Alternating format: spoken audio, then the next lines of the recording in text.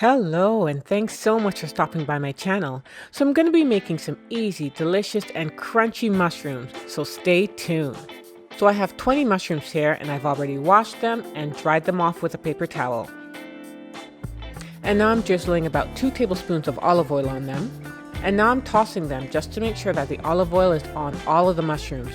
You want to make sure that they all get nicely coated so that the seasoning sticks to them really well.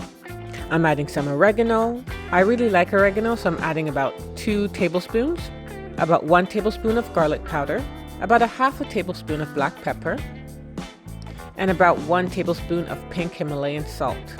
And I'm going to toss again to evenly mix the seasoning onto the mushrooms. Sometimes I switch up the seasoning. I use cayenne pepper or paprika or even a dash of cumin. It's really up to you and what you feel like at the time. I'm adding a bit more olive oil because mushrooms soak up oil like crazy. And now I'm adding a half a cup of breadcrumbs. This will add a nice crunchy texture which my kids absolutely love. So as you can see, the mushrooms are nicely coated with the breadcrumbs. It's not too overly coated, it's just a nice light coating. I've lined my baking sheet with some parchment paper, and then I'm drizzling some avocado oil, and then I'm using my brush to spread it on evenly. I'm using parchment paper instead of foil because it will help to make the mushrooms bake crisper. And of course, if you don't have avocado oil, you can always use some more olive oil. So now I'm adding the mushrooms onto the baking sheet.